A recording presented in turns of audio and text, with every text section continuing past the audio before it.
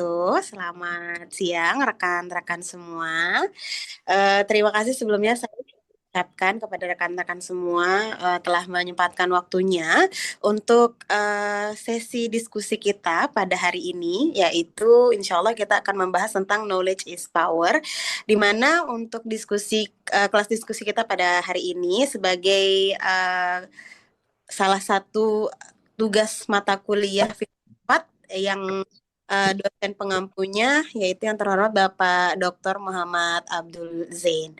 Di sini Ibu selaku narasumber yang pertama sekiranya berbicara tentang ilmu pengetahuan itu kan kita harus tahu dulu Ibu ya bagaimana sih definisi dalam setiap hal yang kita bicarakan seperti itu. Ibu kira-kira nanti dapat memberikan pemaparan ataupun penjelasannya untuk diskusi kita pada hari ini ya bagi kita semua yang ada di sini.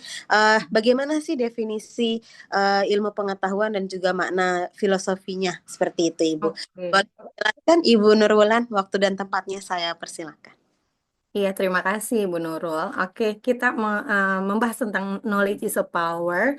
Definisi ilmu pengetahuan dalam pendidikan khususnya adalah merujuk pada kumpulan pengetahuan yang sistematis dan terstruktur yang diperoleh melalui metode ilmiah. Dalam konteks pendidikan, ilmu pengetahuan mencakup fakta, konsep, prinsip, teori, dan hukum yang diajarkan kepada siswa agar mereka dapat memahami dan mengaplikasikan pengetahuan tersebut dalam kehidupan mereka sehari-hari. Ilmu pengetahuan dalam pendidikan tidak hanya mengajarkan informasi saja, tetapi juga keterampilan berpikir kritis, analitis yang penting untuk perkembangan intelektual dan sosial para siswanya.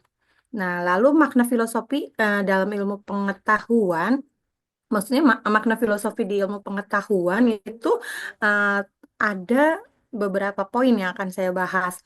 Yang poin pertama, tolong di slide yang selanjutnya, Bu Fida. Yang pertama itu, eh, ya, pencarian kebenaran. Mungkin Pencarian kebenaran. pentingnya saja Ibu Wulan ya, tidak apa-apa. Oke, makna filosofi ilmu pengetahuan dan pendidikan itu ada 6 poin yang akan saya bahas. Yang pertama, pencarian kebenaran yang tujuannya untuk mencari kebenaran melalui pendekatan yang objektif dan terukur, di mana siswa tidak hanya diajarkan untuk menerima informasi saja, tetapi juga diajarkan untuk menemukan kebenaran melalui penyelidikan dan eksperimen. Jadi, siswa dibantu untuk lebih kritis terhadap beberapa hal atau terhadap hal-hal tertentu, hal-hal. Lalu yang kedua, pembebasan dan pencerahan. Mungkin Bu Fida ada di slide selanjutnya. Pembebasan dan pencerahan itu menekankan pada pentingnya membebaskan individu dari kebodohan, dari ketidaktahuan. Melalui ini, mereka memahami lebih mendalam tentang dunia mereka dan membantu mereka pikir lebih kritis. Lalu poin ketiga, pendidikan sebagai proses dialektika, di mana interaksi antar pemikiran kenyataan itu pendekatan itu terjadi di situ. Ini berfokus pada penyerapan pengetahuan tetapi juga pada proses pernyataan, diskusi, dan pembentukan pemikiran kritis. Jadi siswa diajak atau ya kita diajak untuk berpikir lebih kritis terhadap suatu hal. Lalu yang keempat, ilmu pengetahuan sebagai alat untuk mengatasi masalah. Untuk mengatasi masalah, contohnya filosofi ini menekankan pentingnya pembelajaran berbasis masalah di mana siswa diajarkan untuk menggunakan ilmu pengetahuan untuk memecahkan masalah-masalah yang mereka hadapi dalam kehidupannya sehari-hari. Yang selanjutnya, pendidikan yang menumbuhkan nilai dan etika. Oke, filosofi ini merupakan dimensi moral dan etika, di mana ilmu pengetahuan harus digunakan dengan bijak dan bertanggung jawab demi kemaslahatan umat manusia. Dan yang terakhir, evolusi pengetahuan, di mana ilmu pengetahuan itu dinamis dan berkembang. Oleh karena itu, pendidikan harus mendorong siswa untuk selalu terbuka terhadap pembaharuan dan perkembangan pengetahuan, serta mengajarkan eh, siswa berpikir adaptif terhadap perubahan zaman secara terus-menerus perubahannya. Kurang lebih makna filosofi ilmu pengetahuan di dalam pendidikan seperti itu, Ibu Nurul.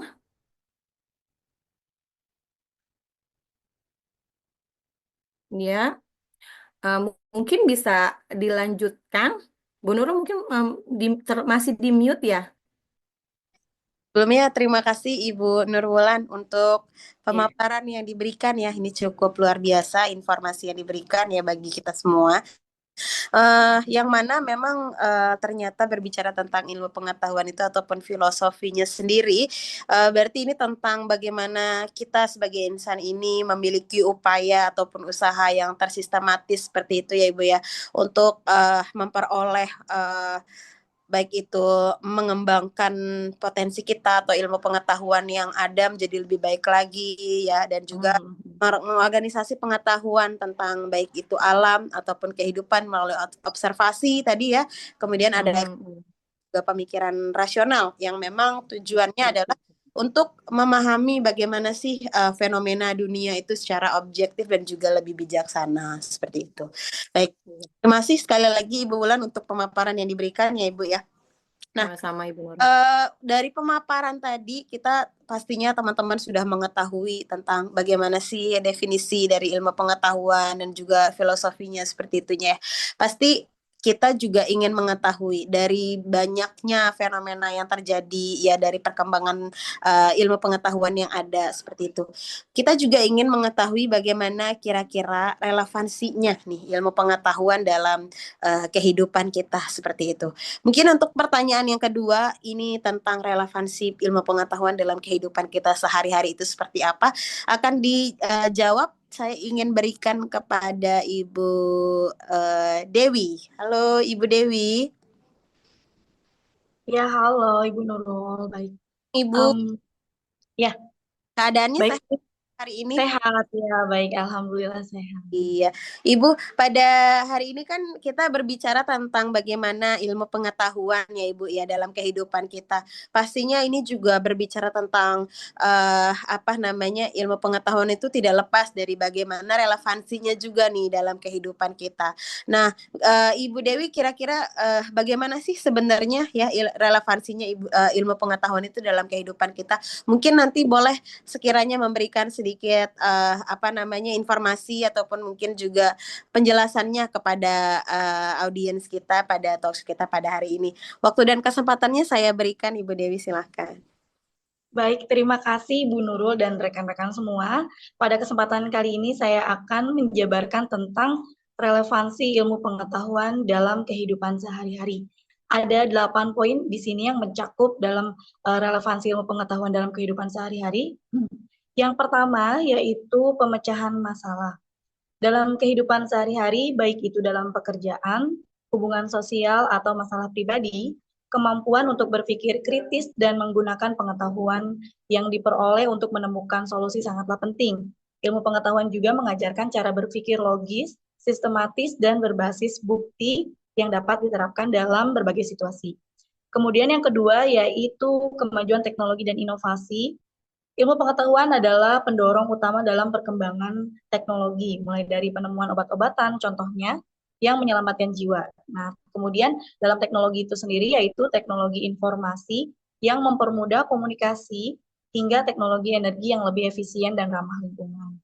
Kemudian di poin yang ketiga yaitu pengambilan keputusan yang tepat.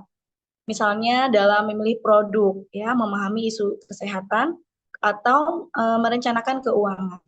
Pengetahuan yang didasarkan pada bukti dan analisis dapat membantu seseorang membuat keputusan yang lebih cerdas dan tepat. Dan selanjutnya yaitu tentang peningkatan kualitas hidup. Dalam bidang kesehatan contohnya ya, ilmu pengetahuan juga memungkinkan penemuan seperti contohnya penemuan obat dan terapi baru dalam mengobati penyakit, serta cara-cara untuk menjaga kesehatan tubuh dan mental. Sementara dalam bidang sosial, ilmu pengetahuan sendiri memberikan wawasan yang lebih dalam hubungan antar manusia dan berbagai cara membangun masyarakat yang lebih adil dan sejahtera. Kemudian di sini di poin kelima yaitu tentang kemandirian dan inovasi pribadi. Ilmu pengetahuan dalam pendidikan mengajarkan keterampilan berpikir kritis dan kreatif yang tidak hanya berguna di sekolah atau di universitas, tetapi juga dalam kehidupan sehari-hari. Individu yang terdidik dalam ilmu pengetahuan cenderung lebih mandiri, mampu beradaptasi dengan perubahan, serta berinovasi dan menghadapi tantangan hidup. Dan di poin yang keenam, yaitu menghadapi tantangan global. Seperti yang telah kita ketahui ya, masalah global seperti perubahan iklim, krisis energi, dan ketimpangan sosial memerlukan solusi yang berbasis pada ilmu pengetahuan. Kemudian yang ketujuh yaitu etika dan tanggung jawab sosial. Dalam dunia pendidikan, penting dan dalam mengajarkan siswa tidak hanya bagaimana menggunakan pengetahuan untuk keuntungan pribadi, tetapi juga bagaimana pengetahuan itu dapat dimanfaatkan untuk kebaikan bersama dan bertanggung jawab terhadap dampak sosialnya. Dan yang terakhir, yaitu menumbuhkan rasa ingin tahu dan pembelajaran sepanjang hayat. Di sini, ilmu pengetahuan dalam pendidikan menumbuhkan rasa ingin tahu dan dorongan untuk terus belajar sepanjang hidup.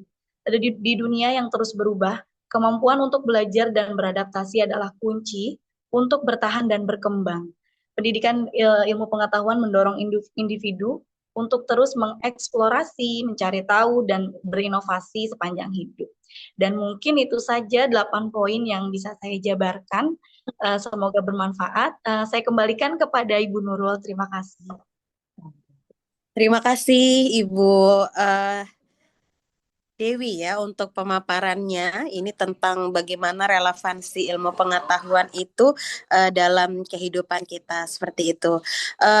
Berarti memang seperti yang kita ketahui seperti itu bahwa relevansi ilmu pengetahuan memang cukup besar ya Ibu Dewi bagi kehidupan manusia baik memang dalam konteks individu maupun bermasyarakat secara keseluruhan. Tadi juga sudah dipaparkan bagaimana peranan ataupun aspek relevansinya itu salah satunya mungkin pemecahan masalah dalam kehidupan kita atau mungkin juga hal yang paling berdampak saat ini yang cukup signifikan adalah tentang relevansinya terkait dengan kemajuan teknologi seperti itu ya Ibu Dewi ya untuk relevansi kehidupan dalam kehidupan kita ya. Baik, dari pemaparan tadi, memang mungkin di sini masih ada hal yang memang akan kita bahas, namun mungkin berbicara tentang ilmu pengetahuan juga tidak lepas dari bagaimana sih kira-kira ya ilmu pengetahuan itu dalam kehidupan kita begitu. Memiliki power atau memang kekuatan dari penjelasan Ibu Tiwi tadi misalkan relevansinya dalam kehidupan kita adalah dalam bentuk pemecahan masalah nih. Berarti kan memang ilmu pengetahuan itu memiliki peranan yang cukup kuat dalam kehidupan kita baik berindividu maupun bermasyarakat. Nah, berarti di sini saya ingin mengetahui bagaimana sih memang bukti bahwa ilmu pengetahuan itu adalah sumber kekuatan atau mungkin kekuatan bagi seluruh umat manusia ya atau memang saat ini kita bermasyarakat dalam kehidupan kita. Kiranya mungkin Ibu Hana, halo Ibu Hana. Halo. Halo Ibu Hana Prabasiwi. Halo, Halo, Ibu. ya. Iya, selamat siang Bu Hana. Berarti ini memang Ibu tadi kan kita udah jelas mendengarkan bersama-sama ya tentang bagaimana ilmu pengetahuan itu, kemudian relevansinya juga dalam kehidupan kita. Memang berbicara ilmu pengetahuan itu tidak habis-habis seperti itu Ibu ya. Baik itu memang dia dari mengalami perubahan juga dan perkembangan juga yang memang seiring berjalannya waktu berkembangnya ilmu pengetahuan itu juga pasti ada dampaknya nih Ibu Hana dalam kehidupan kita. Nah, kira-kira menurut Ibu Hana ini kan berbicara tentang dampak ke kita, kita juga menyadari bahwa memang dampak itu tuh si ilmu pengetahuan atau ilmu pengetahuan itu sendiri memiliki power Ibu ya, peranan yang cukup kuat Ibu dalam kehidupan kita ini. Ini bagaimana Ibu Hana? Menurut Ibu Hana boleh mungkin diberikan sedikit paparan atau mungkin informasi kepada audiens pada talk show hari ini. Ibu silahkan waktu dan kesempatannya. Oke, terima kasih banyak Mbak Nurul atas pertanyaannya. Jadi bagaimana ilmu pengetahuan menjadi kekuatan? Yaitu melalui beberapa cara sebagai berikut ya. Mohon izin memaparkan. Ya, yang pertama yaitu inovasi. Pengetahuan baru melahirkan inovasi yang menghasilkan teknologi, produk, dan layanan yang lebih baik. Inovasi ini dapat meningkatkan efisiensi, produktivitas, dan juga kualitas hidup. Kemudian pada poin kedua, yaitu pada pemecahan masalah. Ilmu pengetahuan memberikan alat dan metode untuk menganalisis masalah kompleks dan mencari solusi yang efektif. Hal ini sangat penting tentunya dalam mengatasi tantangan global seperti perubahan iklim, penyakit menular, dan kelangkaan sumber daya. Kemudian pada poin berikutnya ada pengembangan ekonomi. Penerapan ilmu pengetahuan dalam industri dan bisnis dapat mendorong pertumbuhan ekonomi, menciptakan lapangan kerja, dan juga meningkatkan daya saing suatu negara. Selanjutnya, peningkatan kualitas hidup. Pengetahuan medis, teknik, dan sosial memungkinkan kita untuk hidup lebih sehat, lebih lama, dan tentunya lebih nyaman. Itulah peran. Selanjutnya, pemahaman dunia. Ilmu pengetahuan membantu kita juga dalam memahami alam semesta, seperti asal-usul kehidupan dan kompleksitas masyarakat manusia. Pemahaman yang lebih baik untuk memungkinkan kita untuk mengambil keputusan yang lebih baik. Baik, Mbak Nurul, saya pikir demikian sedikit paparan dari saya berkenaan dengan beberapa cara bagaimana ilmu pengetahuan menjadi kekuatan dalam kehidupan umat manusia. Baik, terima kasih Bu Hana Prabasiwi selaku moderator keempat kita ya pada talk show kita pada hari ini teman-teman. Bahwa memang bisa kita sadari ya Ibu Hana ya, ternyata memang power dari ilmu pengetahuan itu membawa dampak yang cukup signifikan juga dalam kehidupan kita sehari-hari seperti itu ya Ibu ya. Baik memang dalam sektor teknologi atau mungkin berbagai aspek lah yang bisa kita lihat, dan juga dalam pendidikan juga pastinya tidak lepas dari bagaimana ilmu pengetahuan itu dengan proses perubahannya ya dari zaman ke zaman itu ternyata memberikan power yang lebih baik lagi seperti itu. Nah, tentunya mungkin kita juga teman-teman dari diskusi kita pada hari ini seperti itu tidak cukup rasanya kita berdiskusi tentang bagaimana ilmu pengetahuan, peranan, relevansi dan lain sebagainya tanpa kita mengetahui kira-kira dari berbagai perkembangan atau perubahan ilmu pengetahuan itu sendiri, sejarahnya, awal mulanya perkembangan ilmu pengetahuan itu seperti apa sih ya, dari yang tadinya mungkin ilmu pengetahuan itu hanya sebatas ya udah mungkin tulisan dalam bentuk aksara ya.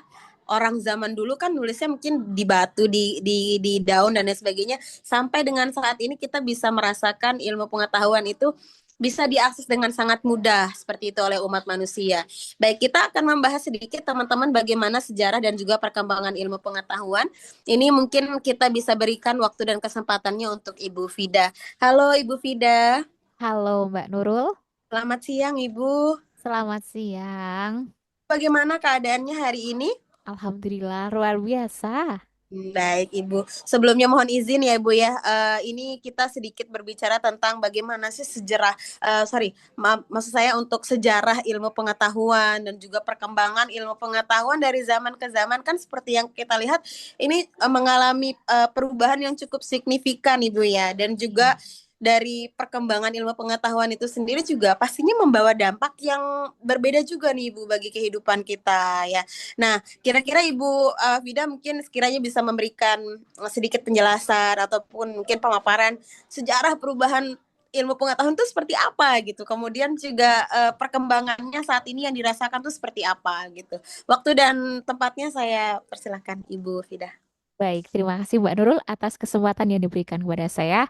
Jadi, sejarah dan perkembangan ilmu pengetahuan adalah sebuah perjalanan panjang menuju sebuah kemajuan yang bisa kita bedakan bahwa masa perkembangan pengetahuan itu terbagi menjadi 8 fase. Yang pertama adalah masa prasejarah ketika masa manusia belum mengenai aksara atau tulisan. Yang kedua adalah peradaban kuno yang selalu mengingatkan kita kepada peradaban atau budaya yang berada di Mesir, Mesopotamia, Sungai Gaga, dan yang lain sebagainya. Kemudian ada di fase ketiga atau fase abad pertengahan, di mana pada fase ini ilmu pengetahuan berkembang sangat pesat di daerah Eropa dan juga di daerah Asia Barat. Selanjutnya di fase keempat adalah fase Renaissance pada abad ke-14, 15, dan 16. Di fase kelima ada abad pencerahan dimulai dari abad ke-17 dan 18 ditandai dengan mulai munculnya logika yang menjadi dasar pemikiran manusia.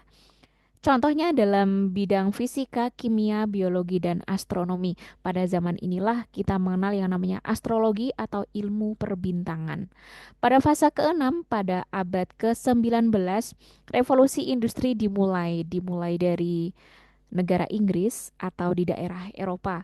Kemudian di fase abad ke-20 ditanjai dengan lonjakan besar ilmu pengetahuan dan teknologi yang tentunya kita akan selalu mengingat jasa dari seorang Albert Einstein, manusia tercerdas di dunia. Dan fase terakhir yang sedang kita hadapi bersama adalah fase abad ke-21 di mana semua hal telah menggunakan AI atau kecerdasan buatan.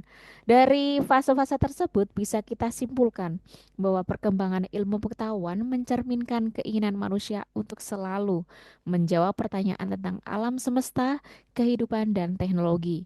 Ilmu pengetahuan terus berkembang dan memberikan dampak besar Hmm. baik dalam pemahaman teoritis maupun praktisnya. Begitu saja Mbak Nurul penjelasan dari saya. Wow, berarti memang ilmu pengetahuan ini dari perkembangannya sendiri juga memiliki sejarah sesuai dengan fase yang dialami seperti itu ya, Bu. Perjalanannya memang cukup panjang ini dari ada 8 fase tadi ya, ada Betul, sejarah, kemudian peradaban kuno sampai dengan ke abad 21 yang mana abad ke-21 ini yang bisa kita rasakan saat ini seperti itu Ibu ya. Dan betul, mungkin di abad ke-21 nggak bisa kita pungkiri bahwa memang ilmu pengetahuan itu telah membawa dampak yang cukup besar Ibu ya. Eh, betul, Perkembangan di berbagai sektor, tidak hanya di pendidikan mungkin, melainkan teknologi atau mungkin pangan dan lain sebagainya seperti itu Ibu Fida ya. Baik, betul.